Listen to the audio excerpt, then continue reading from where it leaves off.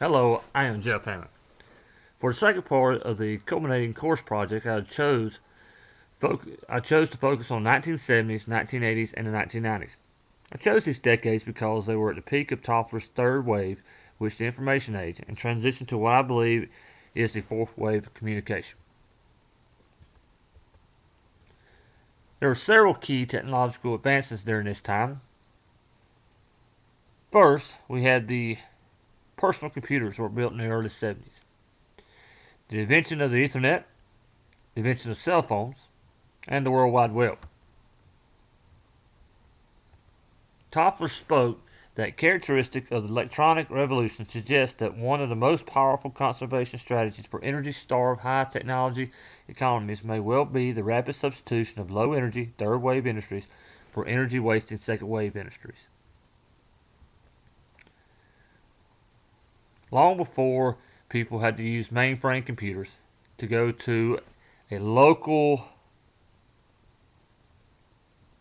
location to work on a mainframe. But in the early 70s, we had the invention of personal computers, which allowed the workers to work at their desk. In 1973, there was the invention of the Ethernet, which allowed to connect these personal computers, which were in the same building. In the 70s, we had an oil embargo. OPEC placed an oil embargo with the United States in response to the U.S. support of Israel in the Yom Kippur War. For years, this has been a situation where the energy dependency on oil has forced our hands in a political situation in the Middle East. Also, a business popped up in the 70s was Apple Incorporated. Steve Jobs and Steve Wozniak created Apple, which has spawned Mac, iPod, iPhone, and iPad. In the 70s, Augustus Bohl published The Theater of the Oppressed, which takes a look at creative, participatory pedagogy. Also, Robert Gagne, the principle of instructional design. Gagne prepares teachers to designing and developing of a course, unit, and module of instruction based on cognitive psychology.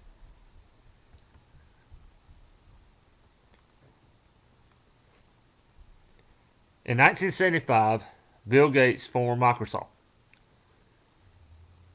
Also, we had the terrorist attack at Olympic Games in Munich. In 1972, terrorists attacked and killed 11 Israelis at the 1972 Olympics in Munich.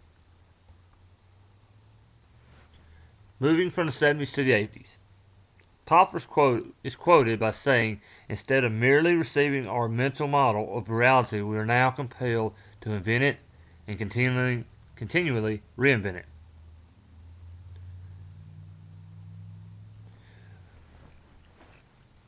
We had already used personal computers, but the framework and the learning of how to use computers was very difficult.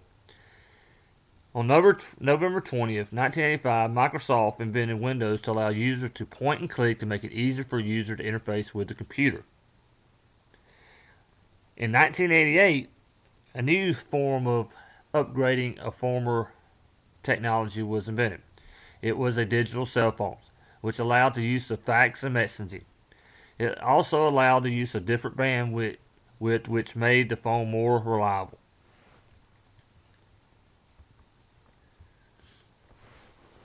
A downfall in the 80s was the fact that CEO salaries increased with layoffs.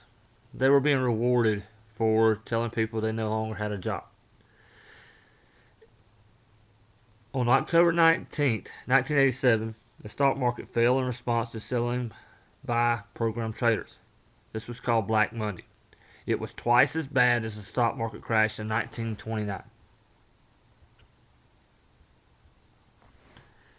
Howard Gardner published Frames of Mind. Gardner's book, he expresses that people have different abilities. How quickly someone learns does not mean he is more intelligent than someone else. In 1984, David Cobb's book Experimental Learning spoke that there were more than one learning style. and people learn from experience.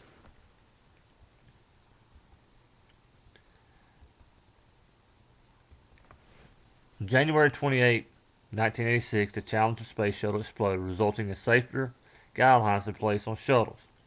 One of the crew members was a school teacher.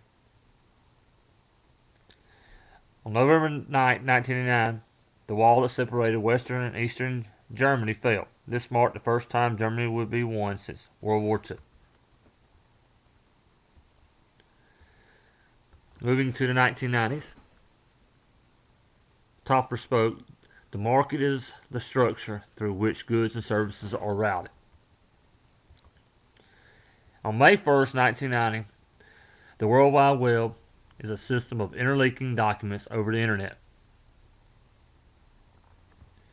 This allows for communication through email, fax, or to this day, instant messaging.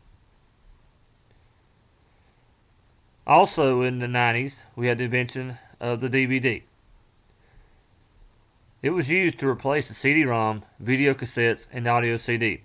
DVDs offer higher storage capacity and can be mass-produced.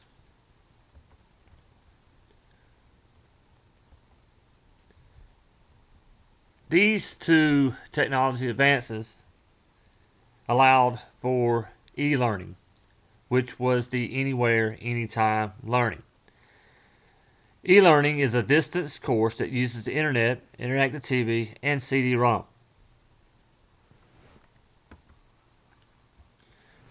The marketplace changed with the use of the internet.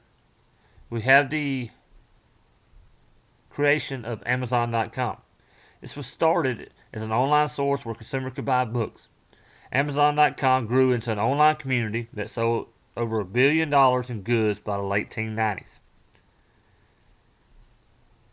With the internet expanding, a company named Google, which is a major search engine, was incorporated in 1998.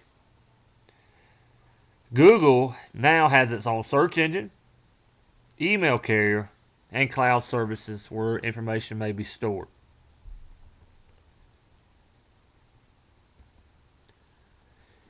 In the 1990s, we have Nelson Mandela elected president of South Africa. Nelson Mandela was the first South African president elected by a full democratic election. And on December 16, 1995, the euro is the common currency used by 17 of the 27 members of the European Union. Today, it is worth more than the US dollar. Again, in 1991, we had an instance in the Middle East. President Bush authorized Operation Desert Storm in response to the Iraq invasion of Kuwait. On December 25th, 1991, there was a collapse of the Soviet Union. This was dissolved. The large communist state marked the end of the Cold War. My summary: the increase of technology and communication has allowed for the dependency of foreign energy sources, allowing for political priorities to be shifted from foreign countries because there is less demand in their products. Also, with the ability to communicate in different ways, there is the shift to what I believe is Topper's fourth theory, which is the communication age. Now, with the communication being vast, we are required less to travel. We can work more at home. This allows for more time to be spent with family and for parents to raise their kids because they are home more, even though both parents are working full-time jobs.